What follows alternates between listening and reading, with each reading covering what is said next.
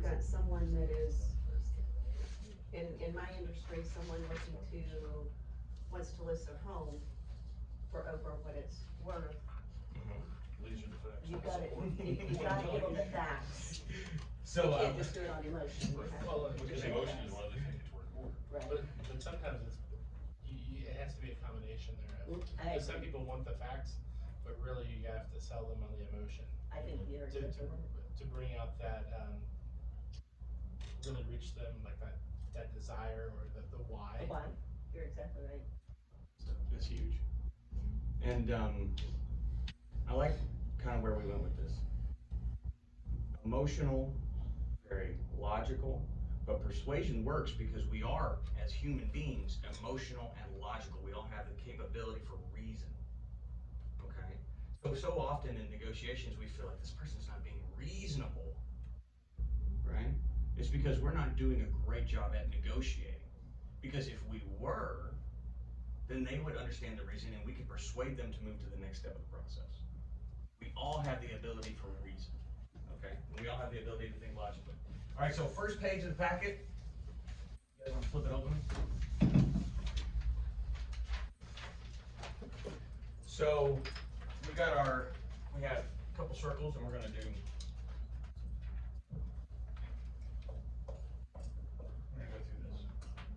So I like the seesaw that Jeremy said, right? I think that's a great understanding of how most people perceive negotiation. Because I gotta get a little bit more, kind of like Will said, I'm up and down, I'm up and down. But how about we think of it as a pie? How about we think of it as a circle? So when people come in to a negotiation, especially if they're not good at negotiating, they don't have a whole lot of experience with it, what do you think they walk in thinking? They've got their goals in mind, right? They've got their fixed goals. Now, if you're working for an organization, these are your boss's goals. These are the company's goals. These are what you have to achieve to keep the organization going. If they're your client's goals, right? You have talked about them, you've established those, and they depend on the home, right? So we've got, on each purchase, they change just a little bit, but we know walking in, the person we're gonna sit across the table from, or across the phone from, or across the contract from, they all have their goals. When you guys get a lead, you know, SMC lead or something, these people have their goals. And this is their picture of the negotiation. It's this big.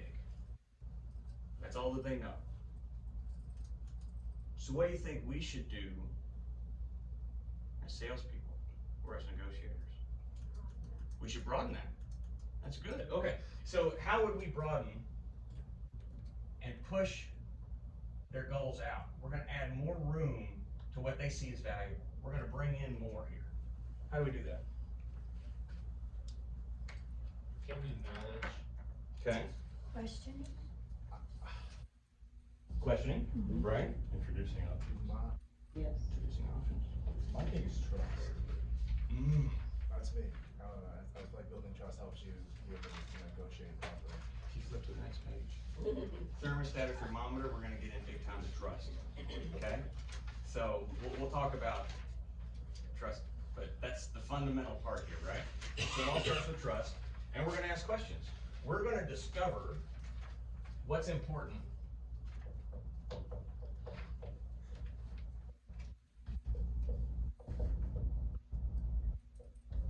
I think too often, and I say this about myself, one of my weaknesses or areas of growth is not asking enough questions and really digging down.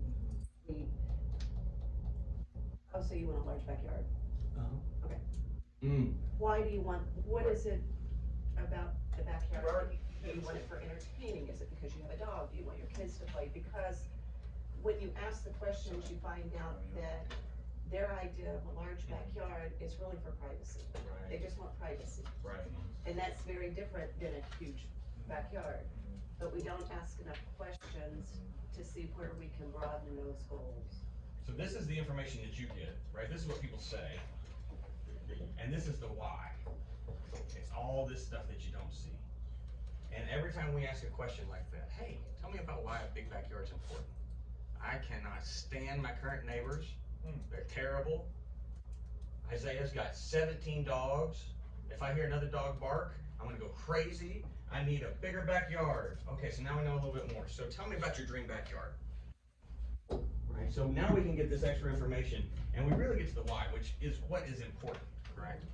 So we have all these data points, and all these data points help us map and grow this pie.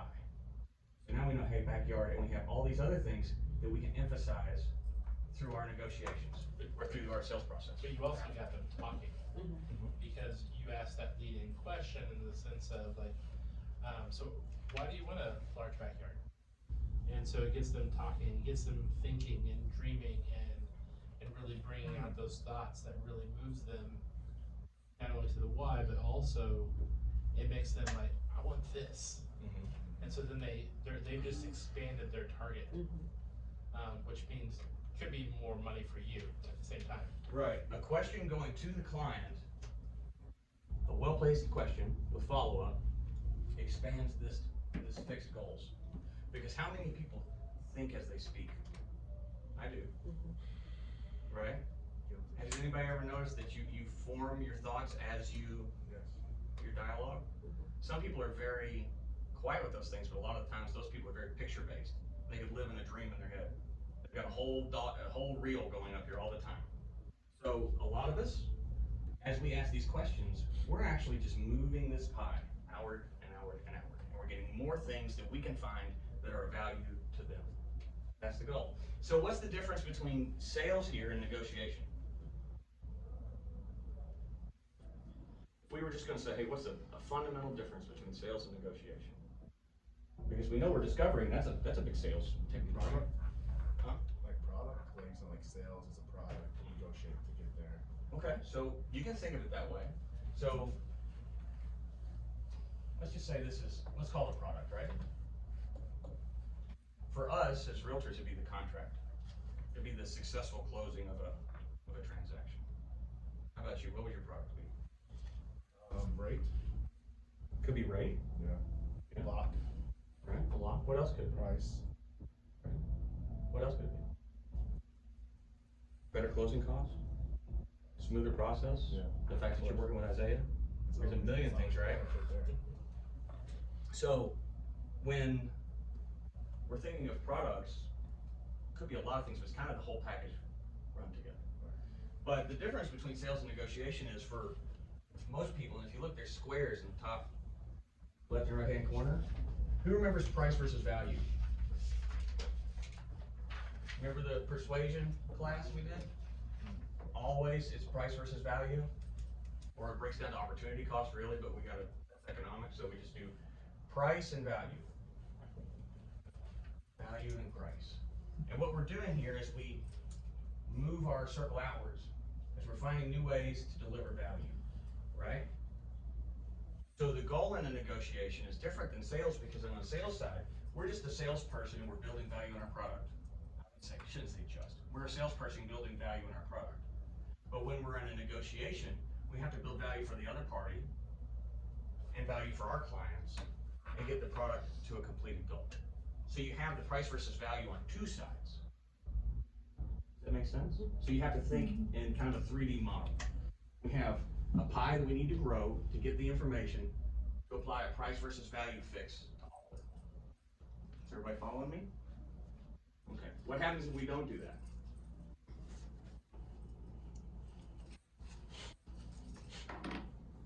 Then you really haven't,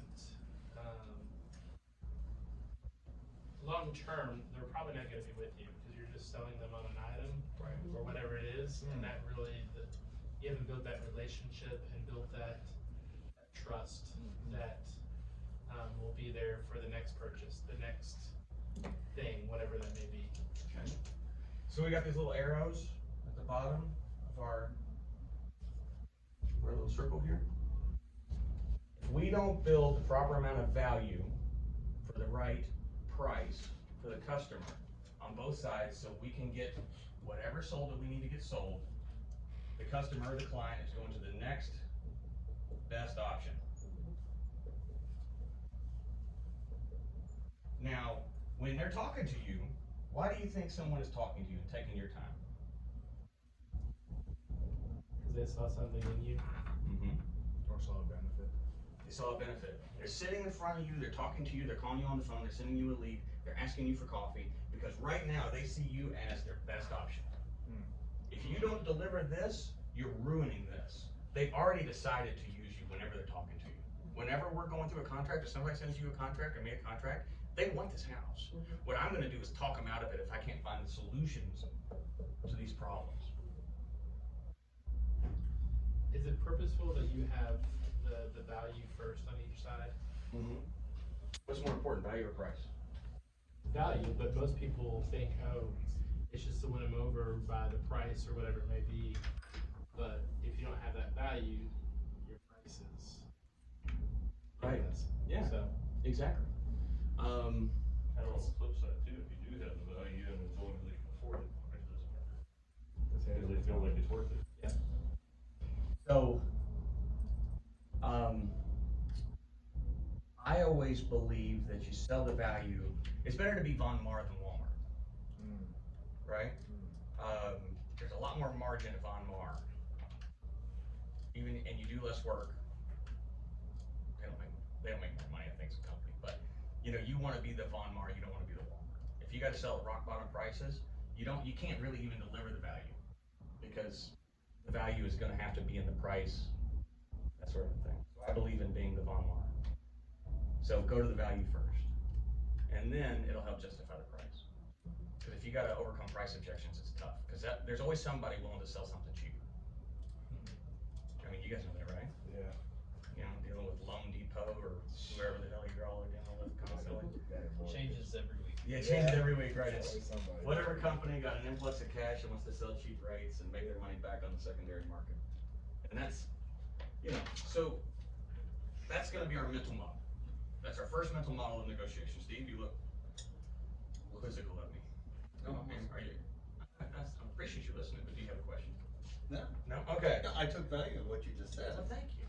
Well, I mean, it's like, What's the price on it? well, I was For only thinking- I was $49.99 trying to today. go into the Walmart and Von Maur aspect, but it kind of goes back to, like Linda tells me a lot, don't sell yourself short, don't sell Right. yourself short. Right. You show them your value, and for an example, somebody says, well, I would love for you to list my house, but can you work with me on the commission? I could say, I'll tell you what, if I'm gonna help you buy something, then I'm willing to Right. to cut a percent. But Linda's always teaching me, show them your value, show them, say, well, this is what I'm gonna do for you. Yeah. I'm gonna get the best photographer in Louisville that's gonna take the pictures for your home. I'm gonna stage your home. I'm gonna do open houses for you. I'm gonna get your home properly measured. We're gonna get it properly marketed. And then just a whole list, just start throwing things out there. This is what I'm doing for you. Right. If you wanna go to one of these, discount brokerages, they're gonna stick a sign in your yard. And you're gonna be in charge of your own open houses. You're gonna be in charge of all your showings. You're gonna have to stage your house, clean your house, market your house. Good luck with those iPhone pictures. And Yeah. do what? Good luck with those iPhone Yeah. pictures. Yeah. They're upside and- down. Yeah, So- the bathroom, you can see the agent. So I had trying to hide behind the shower curtain. I had an old high school, give you an example, I had an old high school friend reach out to me, I sold their house in January. Uh-huh. And I knew I was gonna get a great price for it, which I did, we sold it for 30,000 over. Woo! And Nice. I did not cut, cause I'm thinking,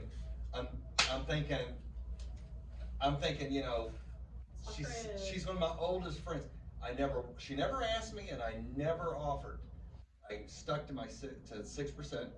And I said, but here's what I'm gonna do for you.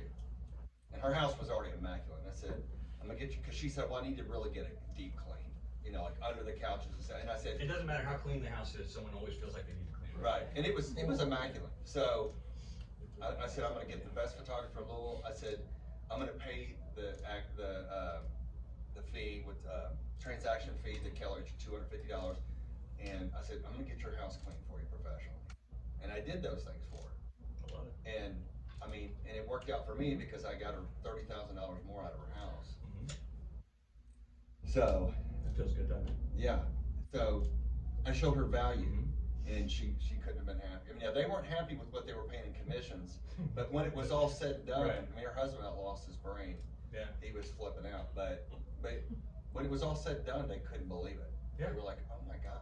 Right. It's to your point, it all starts with value, and then there's different ways to reinforce your value. The first thing to do, because I don't always, my philosophy is a little different than yours, but I love where you start with having confidence in who you are and what you're bringing to the table and why you're worth 6%, right, or 3% to each side. Right. I'm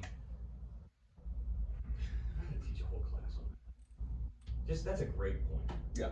Because so many people, as soon as they get a price objection, they want to do less, or they want to accept it and get the deal and move on.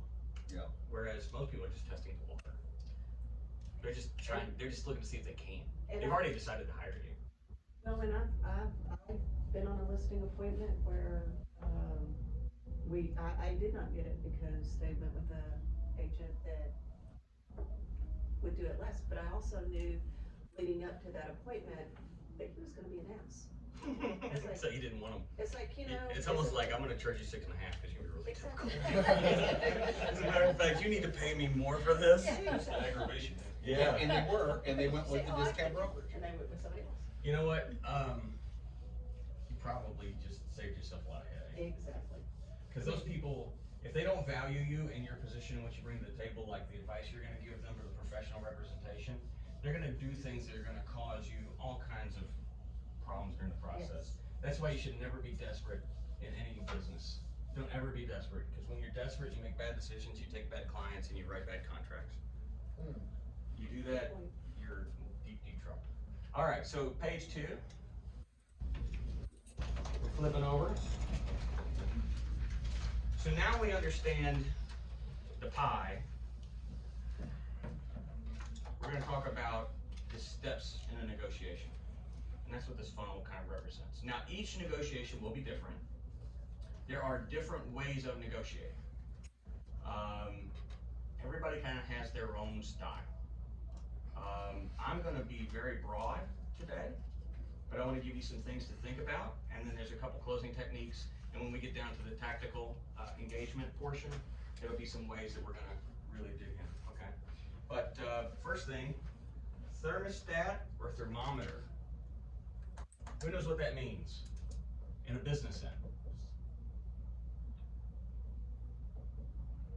Think about it, think about it. I even put on the next page a handy couple pick arts. I mean, I immediately think of the thermostat, are you hot or cold? Okay. Meaning, are you one that has that, either that passion or that desire, so usually that's more hot. Okay. Versus if you're cold, you're just like, well, I can maybe do this today, and maybe I'll make a sale. But, but Okay. if you're confident, then you're usually more passionate. Okay. Which means you're going to be a lot hotter and sell. Okay. Okay. Thermostat. The thermostat controls the situation. The thermometer tells you the situation. That's where we're about to go. Nice one. So thermostat sets Sets the tempo. the temperature. There you go. The thermometer reacts to the temp. All right, so we're in a negotiation. Which one do you think is better? Thermostat. See, we're getting somewhere. Now, how often is it 2 guys or 2 gals or a gal and a guy butting heads, right? Just raising the temperature of the room, not really being proactive. Pretty often, right? You've been through those. I've been through those. It's miserable to work with an agent who thinks that's what negotiating is. It's terrible. So, thermostat sets the temperature. How do we set the temperature in a room? What does that look like? Comfortable.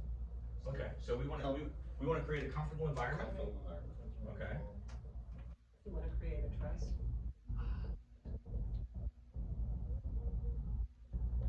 Okay. All right. What are some tactical things you can do? What are some steps you can take? Like, Communicate. read the room. That's good. Know your audience. Yeah. Like if it, I don't, I can't do it so much in like what I do because most of it's over the phone. But like when I was selling cars, you see somebody walking in hot, Yeah. coming into the door, and they look pissed off and this and that. Then you're like, I'm gonna just turn my temperature here. This guy looks a little upset. He might need some cool, you know, whatever. And then somebody comes in with like kind of like the attitude, kind of thing, but they're just kind of, I don't know, you can be more aggressive in that point, kind of thing. So It's kind of an I love this analogy. initial temperature check, Right. I I love that. Okay. So if we're the thermostat, what are we displaying? Emotional strength. Sorry, this cap keeps falling off. I think that also goes along with being confident in what you're telling them at the same time. Mm-hmm. Because if they're gonna figure out if you're not confident in what you're talking about. Okay, so you need to be the expert. Mhm. If you're the thermometer, it's an emotional weakness. Okay. And so let's think about this. If you think the way to get the most out of people, or to get your way to car lot, is to be mean and mean mug people, and are you gonna win in that scenario? Are you talking about the client, like That the client client, if he walking in walks the in door? angry, Yeah, no, No. As a matter of fact, I'm gonna make you my best friend. I'm gonna sell you something that's more expensive. right. I'm gonna put low jack on your car when you didn't need it. That's like, if you come in and you make my job harder, it's gonna cost you money. But if this person's emotionally weak. It's like the person who at the grocery store walks right in front of your car and refuses to look at you and won't wave. They feel like they can control the situation by darting themselves out in front of the vehicle, right?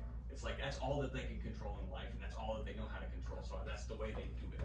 There's better ways to handle most of these situations. That's to be the thermostat, to display strength. Okay. So now that we know that we're the thermostat, here's a few things that you can do if you guys want to take some notes. Be the first person to engage. So, Linda, what would that look like on our real estate side? If I'm in negotiation with another agent, Mm-hmm. then, if I'm working with a buyer, it's going to be developing a relationship with that other agent even prior to me showing the home or Yep. writing an offer. Perfect. So in the real estate world, if I'm the first person to engage, let's say I have a listing. Typically, the first person to engage me is going to be the showing agent, right? That's if I'm lazy. Okay. I can wait for them to come to me, but then I have to deal with how they set the tone of the conversation. Or if I have not a crazy amount, because we all know right now you'll get 30 or 40 showings in a day, and it's not feasible to call everybody. But if you have the ability to reach out to 10 agents, introduce yourself, tell them, hey, we really, we like a collaborative process. We're very easygoing. I'm here to make the process work for everybody. Please send me your best contract. I'm confident we're gonna get something today. People are much more open because number one, they're not scared of you. Mhm. You've set the tone. Now you're in control because you were the first person to engage. Typically what people do is they just mirror the person that has contacted them, that's come into their world. And if you mirror, you're at a large disadvantage because that person might be a thermometer and you may not be able to pull them back.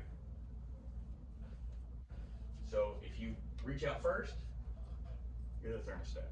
I always love it when clients reach out before they even show the house. Hey, tell me about the property. Do you like it? What about it? We just want you to know we've got well-qualified buyers. We try to be easygoing. It's important to us that we get in by a certain date, but we can work all that out if it's the right property. It makes everything easier. How would you do this on your side, Robert? On the lending side?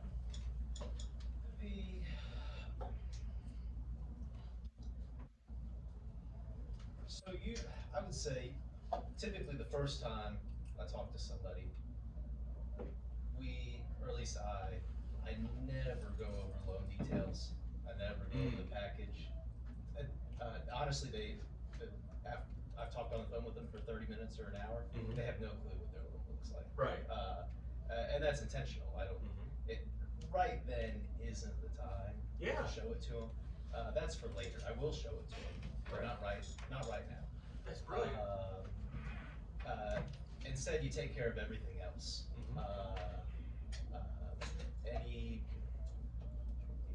It's so different and circumstantial. Are they buying a house? Are they getting a divorce? And they need to, clean up their loans and equity as part of their divorce proceedings. There's so many different situations, but you take care of those things first. I would say. Make that first engagement positive and not transactional. Yeah. Because if you get into the weeds, you're gonna be in the weeds for all of it. And in the weeds is when, like, remember our circle of fixed goals? Well, we jumped right into the weeds with them, and we're only playing right here. That's it. We haven't expanded the pie, so now we're expanding the pie. What else? It could be like your first date, getting to know them. Yeah. Just building that common ground and just getting to know them. Absolutely. Right. We're going to expand the pie. We're going to see what we value. We're going to have a good relationship. And we're going to set the tone because we are the thermostat. All right. What else helps set the temperature of the room?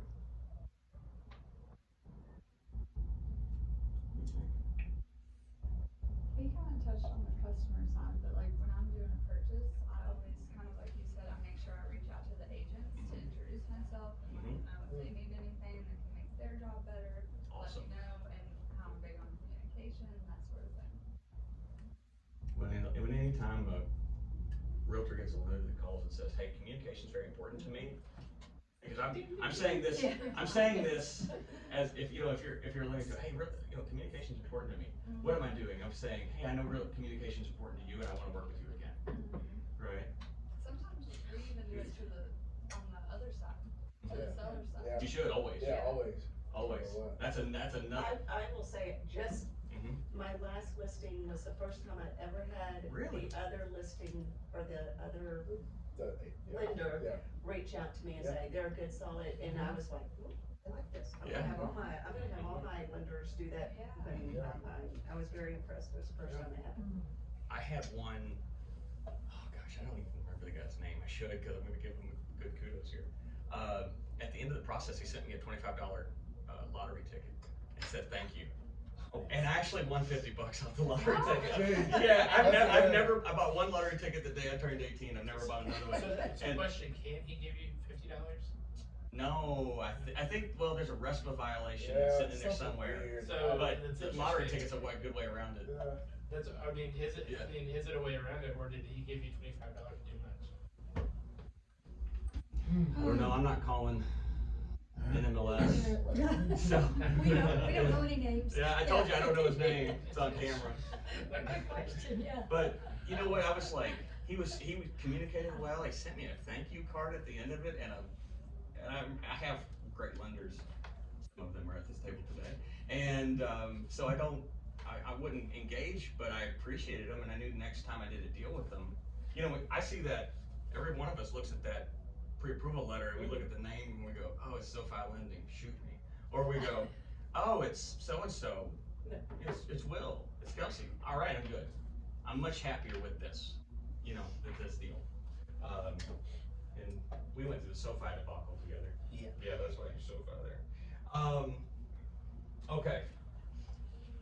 Reputation. People know you before you know them in our business. Your reputation precedes you, especially in Louisville, 1,000%. Every one of our situations, somebody's gonna walk into the room and they're gonna know your reputation. I'm doing a deal right now with a realtor. I know reputation. I'm not excited about it. Not super excited. You're talking about me. I'm not talking about you. I wish we had a deal together. We don't. Yeah, that'd be fun. So your reputation precedes you. So the temperature, right? If you're a thermometer, just based on somebody's reputation, you're gonna be hot or cold to this person, right? But if you try to be the nicest person in the room, no matter what's going on, you can be the thermostat without even engaging with somebody. That's what your reputation does. All right, last one. How do you dress? How do you dress? For success. For success, right? Kinda like But your, me. right, but your dress tells, the dress tells everybody around you how you perceive the importance of the engagement, right? People dress for the occasion. If it tells you two things: you either don't know how to dress, which is a red flag, or you're not that, shouldn't sit here, you're not that important, right? So, Or you dress to your audience, and I think there's value in that. So having that relationship, like if you're, because if you perceive, oh, they only wear suits and all this, like that can be a turnoff to some people. And so, what is that? I don't agree with you, but I understand where you're coming from. Yeah. I love my suits. That's not all you'll ever see me in. And look, there's something about mirroring your client, right? Because there's a comfort level there. Yeah. I think I do, and I'll believe this. So everything you're saying is completely valid. It's just a different point of view. Okay. Yeah. But I'm a big believer that the best dressed person in the room is going to get more business. I believe that wholeheartedly because people are going to go to the professional. And if they don't dress nice, like we work in a business casual circle, right? You know, with the chambers and things like that. But business casual, like if I'm telling the guy who's got $1 million home, he's probably not going to be business casual, not in this area. He's going to want me to dress in a suit. If you're working for Sotheby's and you're selling $2 million and up properties, here I'll wear a monkey suit if it gets me the listing. Right. But that's the key, you know, like you got to dress for the client you want. Yeah. Right. Now, funny thing that I learned in Kansas City, if you wear a suit in Kansas City, they do turn you off. What do you mean? The young professionals in Kansas City are all Gary Vaynerchuk's. And they love their black shirts and sneakers, and some of these guys are rolling deep with money. I mean, it's a very, because it's a tech town. I showed up in my suits. I was not well received. Really? The only place I was really welcome was there was a Christian church group and the business group I was a part of, and they were all very old school like that. Yeah, but it was, but like just in general, it was black V-neck shirts, skinny jeans, and sneakers. So did you change? No. I mean, did you No. you stuck with your? I'm still mean. I'm gonna be mean. It probably was a detriment to my business, but I don't feel comfortable doing that. But it is a good idea, you know, to model who you're trying to sell to. So you have to think of it both ways. Yeah, if you were gonna go and kind of like to his comment, if you're gonna go and you got a biker group that's wanting to buy a motorcycle shop. Yeah. Are you gonna go in a suit, or you're gonna put your black leather pants and vest on? Yeah. I told you not to tell people that you see me. Only your wife has seen that, not me. Karen, thank you. Yeah, I'm so sorry. Oh, this is so rude. I know, Terrible. I'm not dressed properly, I'm leaving. Good to see you. See you. All right. Bye. Okay. So we did thermostat or thermometer. She's not dressed properly, she's complete. That was good. That's wonderful. Yeah. All right. So we're gonna understand the other party. So now we understand ourselves. What's our role? Let's talk about the other party. Top, it says combative or collaborative. We talked a little bit about this, right? Emotionally weak people, they're gonna be more thermometer, and they're gonna typically be more combative. So, I gave you guys some, on the sheet, there's some little highlights of maybe what those people are like. Can somebody give me some of them? What, Like, yeah, like if you When it look all under, costs. yep, when it all costs mindsets, combative. there's a lot of realtors like that. Those are the ones that are hard to work with. And they actually end up losing a lot. What else? Hard bargaining at all times. Yeah, hard bargaining. Okay, what else?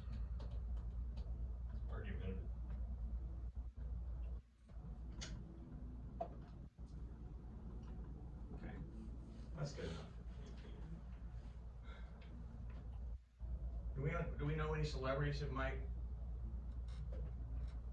come to mind when we think of this type of negotiator? Johnny Depp. Is he? I think John He had a mega glass of wine. Mega glass. John He Travolta. is. Is he that way? I don't know He enough is about a John really Travolta. good salesman. Is he? Very good. And I he's watch this his way? videos. Win it all Win it all costs? Okay. Alright. That's a new one for me. I'm gonna have to look it up. Yeah. You know, Johnny Depp's the only man that actually needed an Amber Alert. That's good. Who else? Some politicians sometimes. Okay, so exactly, you can say it. I'm gonna say it. Trump, Yep. right? We're not getting into the politics game. This is he loves this. That's his demeanor. He sells that. That's Yeah. part of How who he he puts is. himself out there. Yeah, that's the demeanor that he wants people to see. So it's not a political. Definitely some NBA players. Okay. Like who? Yeah. I don't know names. I'm not LeBron James. You think James that way? I don't. I always thought of. I just threw it out there. Meta World I'm not a Peace, fan. Ron Artest. Yeah, Meta World Peace, Rondo. Rondo. I always thought of those guys. I like Meta. I like Rondo. I'm not saying you shouldn't like them. I'm just saying this is maybe their philosophy, right? I was also just Dennis thinking like Rodman. Tom Brady almost. Okay, Yeah. Tom Brady. I bet behind the scenes I'm though not he's saying much these more guys is collaborative. combative. I think Brady could go both ways. A lot of your like I don't see Brady as combative. fight sports, you know, Floyd like Mayweather. UFC and Mhm. boxing and stuff, but a lot of that's for promoters. And Right. It's a lot of show, right? Yeah, that Yeah. might not be who they really are. Like I always think of that one chef who had the Hell's Kitchen show. Ramsey. Ramsey. Okay, yeah, Ramsey. Yeah. How about Floyd Mayweather? Is he that way? I don't know. I just know he never wears the same pair of sneakers twice. Yeah. Like, that's all I Muhammad know. Ali was. Yeah, he's Ali was? he's Okay. one in a kind, I guess. He Alright. always his way. Alright, so I would bet a lot of these people, this combative nature is what they show you. But in the background, they're really a little bit more collaborative. I doubt Trump's that way, truthfully, because I read all his books. That he's collaborative or that he's collaborative. Like, because,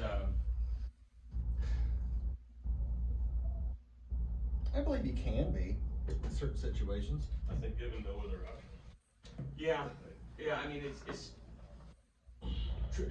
And we can talk about this here in just a second, but where we go. I think win at all costs. Is it kind of a Trump thing? If he is gonna win, he'll be collaborative. Okay. You know what I mean? Yeah. So some people are just like that, like they're Yeah. willing to play If it's- ball if they're gonna get the win Yeah. somehow. Like Trump's always big on leverage. yeah. Like if you read his books, like he's always finding a lever. So there was a building in downtown New York he really wanted to buy. He owned a certain percentage of it. The condo association became, or the building association became somewhat defunct. And so he was like, I'm gonna buy this entire building, but the condo association wouldn't approve it. So he's like, I'm gonna sell my portion. I'm gonna put you guys into bankruptcy because the condo board is already defunct. Then I'll Or take you out can the sell me. bankruptcy. And they were like, you can still do it. Anyway, so he put it in the newspapers, all across the front pages of every major paper in New York, that this building was gonna go bankrupt when he pulled out of it. Scared every tenant in the building and had them change the condo association's mind. I thought it was pretty brilliant. Wow. I really liked it, actually. However, that's a big lever, right? He's always gonna find a lever. When you think of collaborative, who comes to mind? Easier to come up with the big names, right? Like the people. Yeah, Obama. Obama. Okay, yeah. That's at least a perception, right? Public perception. Yeah, public perception. Because that's what we're dealing with here. We don't know these people. I've never been in the room with him. Actually, I have. I shook his hand. He's very nice. I showed you Joe Biden's hand too. DJ Khaled. DJ Khaled, really? Yeah, That's a good Okay. That's He's a good always go. like with new artists. and new stuff. artists. And Yeah. It's just like everybody together. let's all Yeah. everybody eats. Like, Yeah. Everybody eats. Is that Everybody eats like Yeah, like everybody gets their money, everybody gets their plate of food. That's nice. Yeah. I like that. Yeah. What else? Who else? Gary Vee. Gary Vee now, But yes. not the Gary Yeah, Vee of old. before. Okay. Gary Vee knows that this is like the new trend. Yeah. I always thought Bourdain, like on the chef, favorites. Anybody else? The Rock. Yeah, that's a good one. See, I was thinking Oprah, but That's No, a I great think one. Oprah's Yeah. more the she other. can go either way. Yeah. She's like in between. Really? Yeah. So we're gonna put, would we put Oprah like in the middle? On the bottom. Because I mean, She's a if unique you guy. think about her beliefs and then also like her wanting to be successful, it is about her. At the same time, she does all this great collaborative stuff. Right. But So it it's- always falls back towards her. It's all about money. Money. So just with these names, let's say you had to go into negotiation. Who would you want to negotiate against? The Rock. Against or for? Against. Oh. Because we're negotiating against people. We're I'd much working rather- for our clients, right? I'd much rather the ones that. Yeah. So now, I can certainly take this collaborative way that I do things and market it as a very me first, client first, but people will know the truth. Hey, he's actually a really great guy to get along with. He's pretty reasonable. We've always worked something out. But you can sell it to your clients like, I beat this guy up so bad, right? You know, you can sell it in your own way. However, the collaborative people, this is the reputation that's going to precede you, right? This is what we talked about, the thermostat. So now people are going to walk into the room with their guard down, and you can get a lot more out of them. Okay? Now let's talk about rational versus emotional. See, am I wearing you out? No. Okay. Watching the town. Okay. I've got stuff I gotta do here in a little bit. Okay. Well, we're going to be wrapping No, up. you're fine. 15 You're or fine. 20. I gotta leave. That's cool. Well, I don't want to take too much. Rational or emotional? If we're dealing with a judge, is he going to be rational or is he going to be emotional? He should be rational. Right. You hope. You would hope, right? Judge Judy. Yeah, for example, she's so She's a rational. little bit both. If you're dealing with a jury, who are you dealing with? Speaking of competitive. Emotion. Yeah. Emotion. Okay. So, would you say that we're going to sell differently to each one of these? Absolutely. So if we got a collaborative person, right? Each one of these people might have a different tick, right? So if we're dealing with doctors, CPAs, lawyers, they're typically going to be on the far rational side of things. And we talked about mixing emotional and rationality in our sales. You mentioned that earlier, right? So we might want to go, 80-20 here and 80-20 here. We're going to have to mix it up, but we're going to sell emotionally to probably most of our clients, right? Even the people who are calling you, like looking at numbers on the thing, right? They don't really know. They think they know, but they're really, right? And you can do a lot of really good things for them, just helping them through that anxiety-ridden process. Being their go-to, building that relationship, being collaborative in the way that you work with them. Now, if it's somebody on the other side who's an engineer, it's all about data. You say that. You think I'm wrong? So that I was actually thinking that because I have a number of engineers that are clients, Okay. and That actually speaks well for New York Life. you immediately think numbers. Mm-hmm. I'll show them the numbers, Mm-hmm. but where I spend the time is more of like the other stuff, because if you don't bring in that emotional part, Right. then Especially in life insurance sales. correct. Right. You don't get into their to them as a person, Mm-hmm. and they really need to be as a person. Yep. Even more so than those numbers, because that's what they're all about every day. Mm-hmm. And so I've had to go the opposite of what people will always say Mm-hmm. whenever I'm working with engineers. And it's time after time whenever I've had the engineer, Right. like yes, they'll be lower in the amount of coverage Mm-hmm. than probably was what truly is needed. But at the same time, what has quote unquote sold them is more of the emotional side and not the numbers.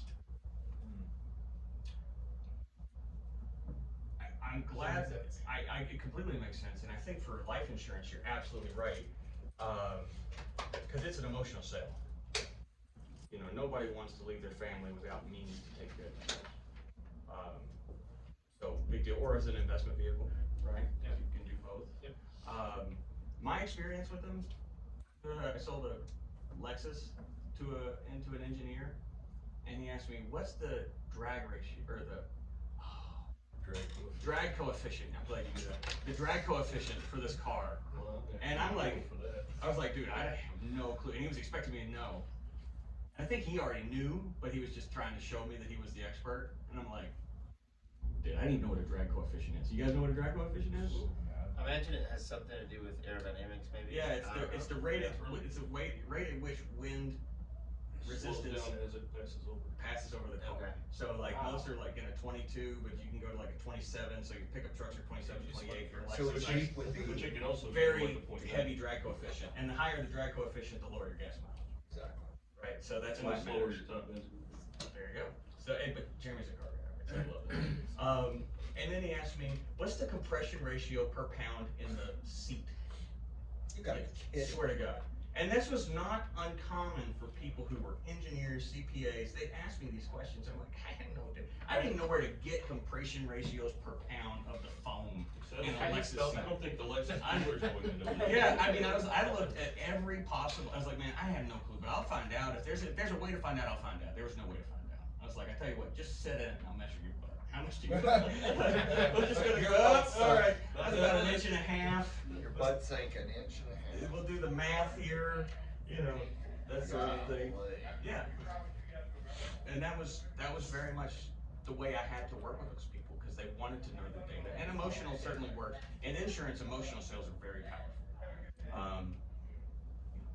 We could talk about Max Carroll there, right? Okay, it's all an emotional sale. Okay, so just real quick, last thing on this. Well, I think it's good too that you pull, for both parties, you pull in some of the other. Absolutely.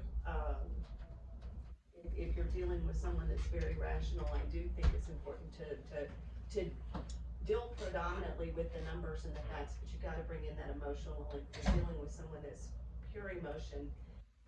In order to protect them, you gotta pull in some of those facts and data to. Need that balance. You gotta Well, have and balance. even that 80-20 blend, I mean, Yeah. on both sides, it's not, like, if you can't do 100% rational or 100% emotional. Yeah.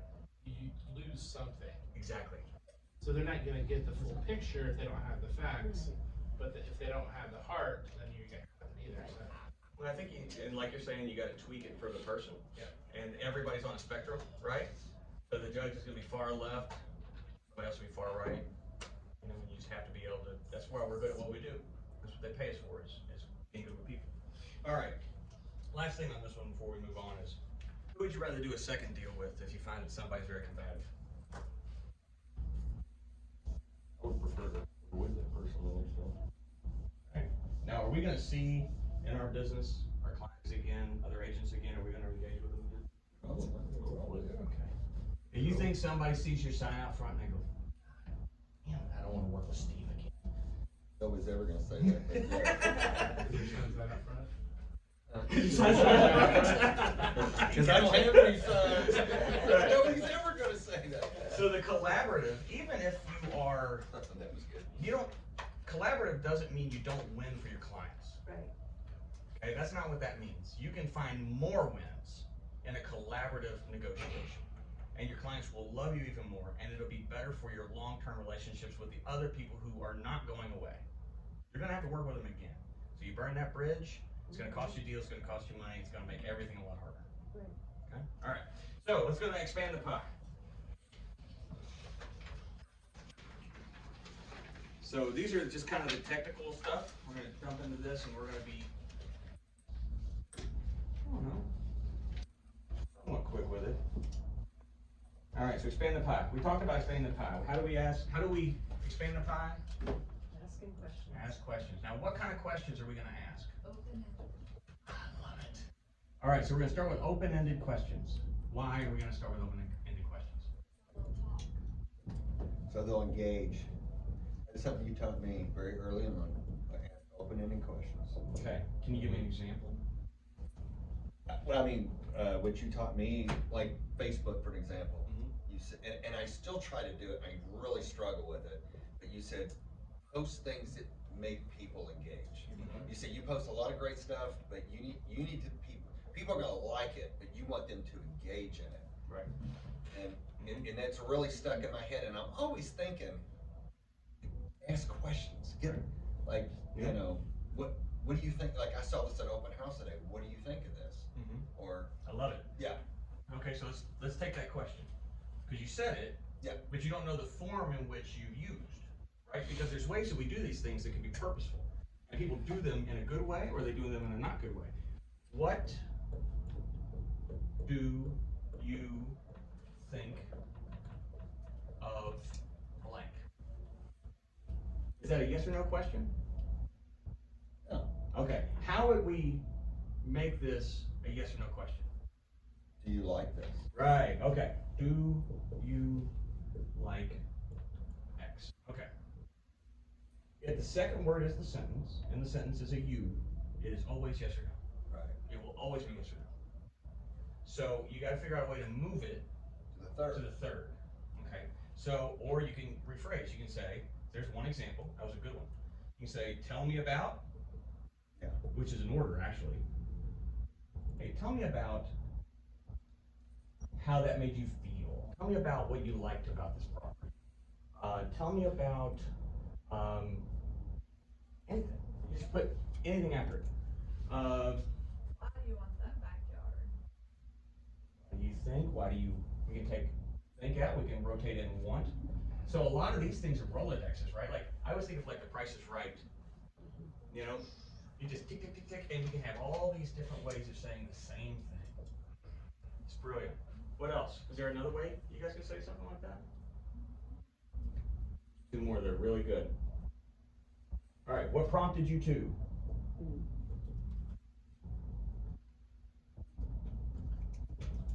I'm assuming there's a why question in there as well. Whys are not great. We can get to it. There's a really great why persuasive question, but there's only one. We'll get to it in just a second. What prompted you to? Does that go along with the, like, Hmm? how do you feel Yeah. about this, or How do you feel? Yeah, that's a great one. Yeah. Yeah, how do you feel? How We would can do that you one. like if? It's not where I was going, but that's a good one. Do you want? Spitball. Close. Do you want to buy? Do you? Do you want to? How do you? About, you know, X, anything. How do you feel about Johnny Depp's mega glass of wine? I always think that's I fun. wish Did I you guys had. watch that video? I wish I had. That lawyer goes, and you poured yourself a mega glass of wine. He goes, mega? He goes, I did pour myself a large glass of wine. I don't know if I consider it mega. Like, just shut this guy down. I like when he says something about, he said, well, it's always happy hour. Yeah, it's always happy hour. And then He's a brilliant. He said it's always happy hour, isn't it? He's brilliant. How do you feel? What prompted you to? Tell me about. Here's another one. You know you're in trouble when you get this one. Help me understand. There you go. That's management 101 for you are in the shit house. Or at home. My wife, help me understand why you thought that was a good decision. She says that I don't know to if I you. can do that right now. Yeah. Maybe I should use these on my kids, see what happens. They're great, actually. If the kid will open up, you know, you get them in a position where they're ready to talk, the open-ended questions, you'll only get 2 of them, because then they'll just chatterbox for. My oldest daughter's not not. this one. Oh, yeah, yeah. She's in Kansas now. She moved, she went back to Kansas. Is she? Kansas, yeah. Idly, she's in Kansas visiting friends. Oh, Yeah. I think you said she moved. I did say that. She got on a plane, she landed there this morning, so she's in Kansas right now. Let's say she's not in Kansas anymore, but she actually is. Yeah. She is in Kansas City. I'm asking questions. One of the things that I like to Mhm. preface the question, you know, for having a conversation is, you mentioned that this is important to you. Tell me a little bit more about that, because that lets them know you're That's great. listening to them. That's a really good Would one. that be in the second part, show that you're listening? Mhm. Well, Yes, it would. yeah. So you could be, you can put it anywhere, but I love how, so this is where we were going in the area 2 right here. So you rephrase something and then you ask a probing question. Typically probing questions can be closed-ended if you're not careful. You know, you could say the why question, you say, tell me why. Tell me why that's important. But if it starts with why, it can be limiting. You can say to me, like, instead of saying, why is this important? Say, tell me why this is important. Right. Is that what you're saying? Yeah, Okay. if you say, why is this important, it's almost combative. Yeah, I see that. Right, but. Like Linda was just kinda saying. Right. You can say, tell me why, and that'll work, because it doesn't start with. Now they need to expand on it. Yeah. Yeah. Yeah, cause it almost sounds like. I really try to avoid why, unless it's one situation, we'll get to it, but I really prefer, help me understand. Now, one for closing, and then we're gonna get to this in a second. What is your hesitation? And you can use it over and over again in non-closing situations. You mentioned that you're not a big fan of small backyards.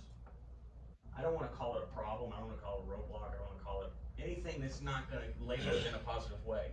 It's just a hesitation. We can work through hesitations. So what's your hesitation with that? Care. You know, Linda has really pushed, for me, when I went to Keller, buyer's consults. And ask a lot of questions at the buyer's consult.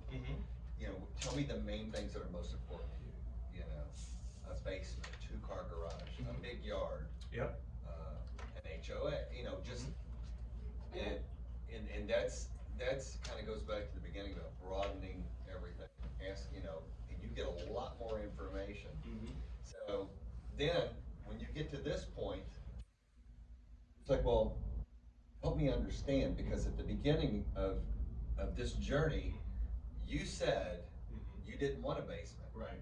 And now you're telling me I don't want this house, or now you're telling me you want a basement, or you told me you wanted a small yard, now you're telling me you don't want this house because the yard's too small. But you told me at the beginning. Yeah. And then you have a great one for the probing section is, how did you reach that decision? Right? So what was the criteria you used to change your own mind? And sometimes I think we also have to kind of reflect, did I not ask enough questions? You told me you wanted a large yard, but did I ask enough questions why you wanted that large yard? And did I ask enough to figure out what you consider large? Yeah. Exactly. So, like, one of the best questions at CarMax, and I teach my daughter this, like, this is the way I teach it, is somebody always comes in and says, especially right now, and they did in the gas crunch, I want something with good gas mileage. How many thousands of times have we all heard that, right? And then the next question should be, great, we've got a lot of options, confidence statement, I hear you, we have those. What is good gas mileage to you? Yes. Right? And it's the same question. So whenever somebody says something arbitrary or not specific, great, what is that to you? We always take the next step. Yeah. Okay, now tell me, I understand that's important. You need something that is gonna, run on water. So why, do you do a lot of driving? And then we're gonna figure out what is it about that life change, or what is it about your life that influences your decision, right? Because typically it's 2 to 3 levels and we can just get to what it means in their life. And once we get to what it means in their life, we can use that to help them find the right product, to help build the contracts the right way, to find the right home. All of those things it's just very simple, because people speak in layers. They don't even realize it. They tell you what they think they need to tell you, but what they're really trying to tell you is, this is why it's important, and it's way down the rabbit hole. Well, someone tells you that they're looking for a 4-bedroom home. Oh, yeah. Do you need, what are all of those rooms gonna be used for? And then you find out one of them is gonna be used for an office.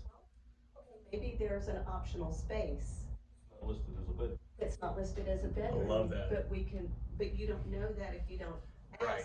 How many times I know I'm on the phone with a new lead or something, and they're saying, I want a 3-bedroom, okay, 3-bedroom, and I don't ask that question. What are you using the bedrooms for? And it sounds like such a stupid question, but when you, it's not. It sounds like a personal question too. But it is, but our, Yeah. What are you doing in these? I got my swing up in one of them, and Yeah, a pole in another. holes in another. No, that's a great question, but why is that question so important? So take it to what it does to your business, right? We all know it's much more difficult to find a 4-bedroom than a 3. Yep. A lot of people's budgets won't be for 4 bedrooms. or there's a space in the basement that can be used as a bedroom, but it's not gonna be listed as a Right. bedroom, So we're opening up so many more options for somebody. which we need right now, because there's no inventory. Exactly. Right. That's a great, I love that. And that's where you, once you understand the must, like, in case in point for a house, like, for a must for us is at least 3 bedrooms, 1.5 baths. Okay. But truthfully, we need 4 bedrooms. That way there's an office space, but we need large enough bedrooms that will hold 3 boys if we have only a 3 bedroom. And so we could go up to a 5-bedroom house, but we know that's more limiting for us. And so that's what we look at is having an office space, having those little things that could make up the spaces versus. Because you're smart, right? You've determined your own alternates. Most people are going to go into the scenario like Linda, and they're going to say, "Hey, this is what I tell you I need," and this is their fixed goal, right? Yep. And then Linda asks the open-ended questions. She gets the information, and she expands the pie. And we can't be aware of what they truly need. Right. People don't know. They think they know. They know what they emotionally know or want, but the real reasons are out here. And as we determine those real reasons, we can help find better solutions. That's why collaborative negotiations is better, because we can find more ways to add value to that person. Because what happens if you've got a 4-bedroom home, is that what you need, and you got a budget of $300,000 in this market? What's that mean? It's not gonna be, it's gonna be a lot of work. Yeah. You're gonna be waiting A long ways out in the country. That's right. It's gonna be tough. Okay, so, all right, so now we have our open-ended questions. Show that we're listening, rephrase, I understand it's important, tell me about why, and then you can make a power statement. I'm the guy. I'm the woman. I can certainly help you with that. I've helped a lot of other people in the same scenario. One of the great things about KW, one of the great things about Custom Select is we help people in this situation all the time. We'll get you started. Right, so now we've got all the information. We expanded the pie. Let's go to the next one. So now here's where we're gonna take that information, we're gonna use it to sell. So this is from, you guys remember Antonin Scalia? Yes. Okay. He died questionably on a hunting trip in his sleep. Things like that happen, sir. These Supreme Court justices seem I to thought be he turning had, over. I thought he had something, I thought he had health issues. I'm sure he did, but he went on a hunting trip. He did that day. But he, Yeah, he did that too. That's the best answer I've heard all day. I don't know, it seemed fishy to me right when Was he fishing or hunting? he was in bed hunting. Or he wasn't in bed hunting, he was in bed on a hunting trip. Okay, so do we see this? This is from a book that he wrote on how to persuade judges. And I think it was one of the best. I drew the diagram myself, but this was one of the best points that I think I've ever heard a book make about how to make a persuasive argument. If you gotta make a proposal, think about 2 triangles. You can make the proposal at the top, and you can have all the supporting facts down here. And then this is the facts, or you can try to say, if you start with your supporting facts, what happens? Get lost. They get lost. people Because what get happens? lost when they read. They get lost when they read. It's the same concept of writing and journalism. It's the inverted pyramid. And you put all the real heavy content up here, because somebody's only gonna get about 3 paragraphs in, and then, because they're looking for opinion or something, and then all the supporting facts down here. Right. If you're talking to somebody, typically, if you start with the supporting facts, you're gonna get so in the weeds, they're not gonna understand the message. So if they ask a question, you're derailed. Right. If they don't agree with one of the things that you thought was a supporting fact, like if you just maybe misinterpreted information, okay, like misinterpret, they feel like you're not listening.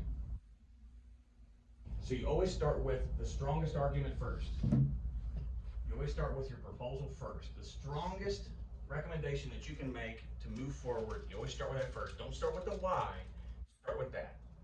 And then if they don't understand why, they will ask you questions, which is what you want. Because the only time you can be confident that someone is actually listening to you is when they've asked you a question. That's it. The more questions you can get from them, the better off you are. Very simple. Okay. So when do arguments work? We're gonna argue with somebody. When do they work? If we're gonna put forward a proposal, I don't like the word arguments, but that's the way the book labels it. When do they work? When you're right. Okay. I think you're right. I was just thinking even when you're being collaborative. When you're being collaborative? Okay. So if we're being collaborative, what are we searching for? We're searching for those new data points, right? The best solution. The best solution, right. So arguments work in that solutions mindset that you're talking about when we introduce new information.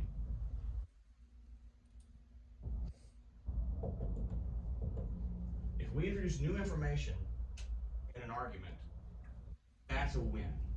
That's a very persuasive argument, because if we use any old information, it's just counterpoint, counterpoint. And then they're not thinking about what you're saying, they're thinking about, well, what else would an argument work? Oh.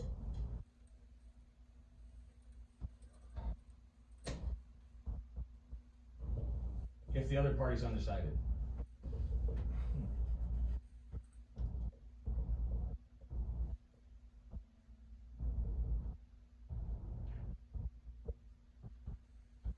Okay. Just one last one.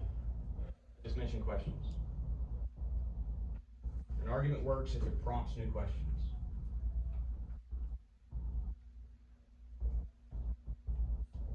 I mean, that's basically going back to the judge and jury. I mean, if something arises that prompts something, then the jury really can't. Because it puts too many questions in your brain.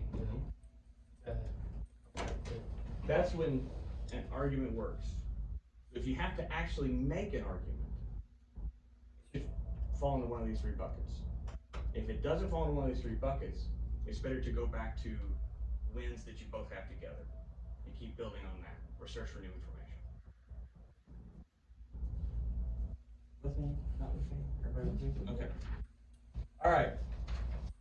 We've got, I'm gonna take 10 minutes and we're gonna run through this one. Time. How do you use time as leverage? How do you use time to your advantage as a salesperson? Especially in this market. How do you use it? Deadlines create pressure. Creates a sense of urgency. Ah, I love it. So Steve, this is Realtor Central right here.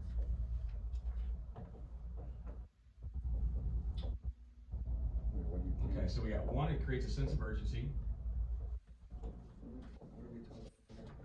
How do you use time as leverage? How do you use time to your advantage? So how do we do that? Depends on the situation. I mean, if you need a longer closing time, or you need a faster closing time. If you're gonna create a sense of urgency, you want a shorter closing time, right? Shorter response time on your contract. But some people need a longer closing time, because they're building a house and it's not gonna be ready for 4 months. If you're using a sense of urgency to get agreement, because there's gonna be fear of loss on the other side of that urgency, then that would be the way you would use the sense of urgency deadline. Okay. If you guys have already decided and it's getting the pieces together in a contract to close, then typically the sense of urgency is good. You know, you don't want to give anybody 90 days to close, right? Because then there's no sense of urgency. But if you get 30 to 45, typically that keeps people paid. What else? What's another way? Anytime we're negotiating, if we can create a deadline that impacts their ability to make a decision, that's where you're gonna get your sense. Say it again. If you can create a deadline somewhere that impacts them, it will impact their decision. So let's say. And what you're talking about is totally different than what. Well, I was reading, how do you use time to our advantage? And I just kind of went that route, but he's specifically. Well, you just think about deadlines. Yeah. There's gotta be a time frame on things, and that time frame can work to your advantage. So. Well, it's enlisting a home. Mm-hmm. And there needs to be some work done. Mm-hmm. I'm gonna talk with them about, okay, let's set a time frame to get this work done. Love it. And we're gonna list on this date. Now, if we need to move it back and forth, that's fine. but give them a deadline, because if, I know for me, if I have an open-ended deadline to get something done, I'm going to fill up the whole. Yeah. There's other things take forever. Right, and with sense of urgency, especially in our market today, today is a day to list. Interest rates are going up, today we need to list so that we can get the buyers in there while they can still afford your home. Right. What if you're selling insurance? Well, I mean, age makes a difference. I mean, and so you're as young and as healthy as you'll ever be. I mean, and so and the other side of things is, I mean, everybody is one doctor's visit away from being uninsured. And so just that Strong to time, quite strong. Whoa. That's awesome. So I mean, in the sense that creates urgency, like you never know. I mean, like what may happen tomorrow or later on today. And so that's where the urgency comes in, but that's also where time is a factor. Like, do you want to save yourself thousands of dollars today, or do you want to wait a year? I love that. I love that. Wow. Yeah. You're one. Can you say that again? Always one doctor visit away from being uninsurable. Mm-hmm. I can see why you're good. There you go. We're actually doing a class together for St. Matthew's Chamber soon. I'm excited. I'm gonna have to bring my A game if you bring stuff like that. Yeah. I know. See what comes out. Yeah, that's impressive. All right. So sense of urgency deadlines. Here's another one that you can do. If you sell insurance, I actually wasn't going to the age, but if you sell insurance, let's say somebody has to get a homeowner's policy for their new purchase, right? Or this is great for mortgage lenders. I only have so much time in the day to do this thing my wife has tasked me with. I got to go get this thing done, right? Whether it's shop for rates, pick a lender, pick an insurance agent. The longer you keep me on the phone, the more you're going to exhaust me, right? Because I have a deadline. I got to get this thing turned in by this day, right? So the longer you can keep somebody on the phone, you can talk to them for an hour about their kids and their second dream home in Maui or whatever, the longer you're with them, the less likely they are to shop you. Number one, because they like you. Number two, because they don't have the time and they're worn out. If you keep me on the phone for an hour, I'm exhausted. All their bandwidth. You're taking all the bandwidth. You said that the longer you're on the phone with them, the less likely they're gonna use you? Less likely to shop you around. Okay. So you're limiting their options because they already have a deadline. They have so much bandwidth, they have so much time, but I'm gonna keep you on the phone or I'm gonna keep you engaged and I'm gonna take all that energy you have for this task. So you're like, fuck it, I like Steve, let's go. Okay, I had that happen once. I tried to call a guy for competitive offerings. I was on the phone with the guy for almost 2 hours. I'm not listening to number of calls, so I'm not going anywhere else. Goosehead Insurance Agents. One of my friends owns a Goosehead in Georgia. #1 agent in the Georgia area. The slowest talker, not great with computers. Give me just a minute. I'm so sorry. Tell me about your kids. And he's on the phone with them for days, but he writes crazy amounts of policies. Well, you can use that time to ask those questions. Right. And he's actually working and getting it done. Yeah. He just thinks, they think he takes that much time. Right. And they're being kind. Hey, I'm sorry, I'm not real great with computers. In sales, it's a relationship business. Right, so it gives you time to build a It relationship. gives you time to build that relationship, earn their trust. Mhm. You know, it's like, oh, after getting to know this guy, I actually really like him. Exhausted. He was kind of getting on my nerves at first because he wouldn't quit calling me, but now that I've gotten to know him, he's actually a really great guy. Right. We're best friends. We're gonna play golf next week. Yeah. So if we exhaust the client options, you remember the pie right at the beginning, where we looked at it and we want to prevent them from their next best alternative, right? We've done that here. We've exhausted them. They don't have any more bandwidth, no more time. So you're pretty much the option because there's no more next best opportunity. Well, I think that you had, earlier you mentioned, you spend the first 30 minutes or whatever, not even talking about numbers or anything like that. And I think that goes a lot into exhausting the option or developing that rapport, because people are going to do business because they like you and they trust you. Yep. And so you find the common grounds, did you go to school together? Do you live in the same place? Exactly. I had a great example of someone that was moving here from Utah, and we discovered that where they lived and where they lived prior in Boston was very close to my daughter, and so. Really? Once we developed, and that was like in the first 30 minutes of our talking, and then once we developed all those commonalities, Now you have a connection. we had that connection, they weren't going anywhere else. The faster you go, the more transactional it is, the less like you are to convert Yes. every time. And we do that, I mean, I'm guilty of doing that, I get a lead, how many bedrooms, how many baths, what do you wanna be, what's your price point? Okay, let me see what I can do, You gotta go. bye. Oh, sorry. I was just gonna say, you have to weigh that though. Mhm. Like for some, like we have a leads program. With those leads, I have to have the time for me in some instances who are more transactional based. Right. They may not be that long client that you may, Yeah. well, actually, they may be that long client because you won't talk to them at all. Right. But you have to be ready to make the sale within 30 minutes. You gotta do the right thing for the client. Right. Right. And so, so you have to really know who you're working with. So those leads, I have to be ready. Because if I push them off till tomorrow, Mm-hmm. Oh, yeah. they're done. Right. I've already lost. Yep. Okay, I'm gonna skip through the next one pretty quick. You can create anxiety.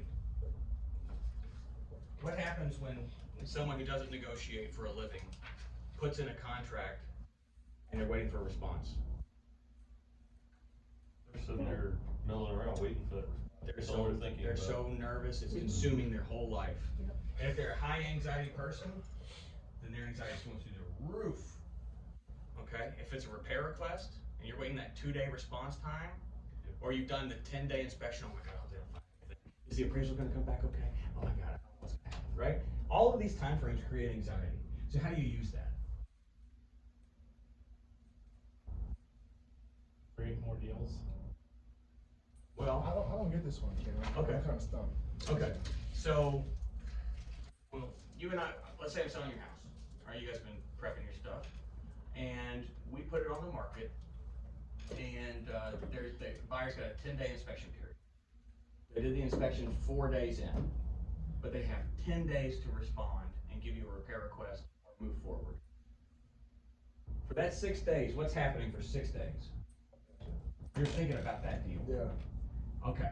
Now on the last day, I'm gonna send you a repair request unless I gotta move this process forward on purpose. I'm actually gonna slow this process down just so you live in the anxiety. Your clients, when they get that repair request, are gonna be so frazzled. I'll take it. I'll sign it. I wanna move on. I'm Do so whatever you're worried. asking just to not do this anymore. And I haven't done a thing. I've just used my time.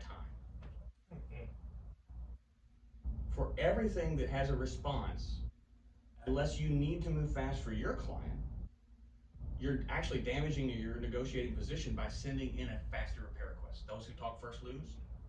I'm gonna use every minute of my time, because every minute I use is time you're uncomfortable. It works really well. Very smart.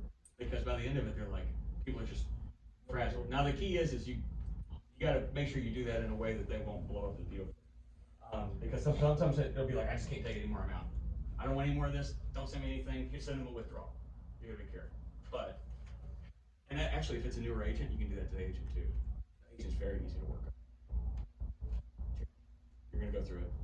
You're gonna be checking your email every 10 minutes for counter offers. Especially We've all been there. because when you're newer, you're like just trying to get a sale. Yeah.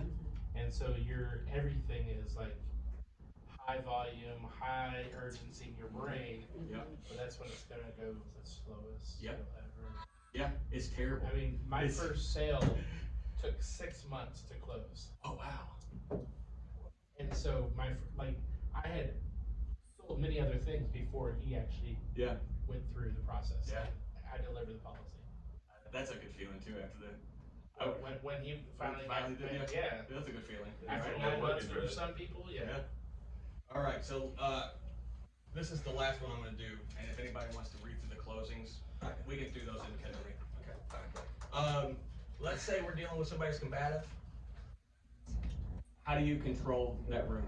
If somebody's combative and it's raising the emotionality and the temperature of the room, what's the best way to bring it down? You can cool the room. You can just take time. So just stop negotiations and cool the room. And this makes people feel You can control your own emotion and you can just say, hey, you know what, I don't feel like we're being productive. I care about you, I want the best for you, but this feels combative and not collaborative. And it's important to me that you guys get a great deal as well. So here's what I'd like to do. Let's pause just for 24 hours. I'm gonna take this stuff back to my team, or I'm gonna talk to my broker, and I'd like to game plan what I can come back to you with. Would you do the same thing, please? So that way we can all come back and work together again.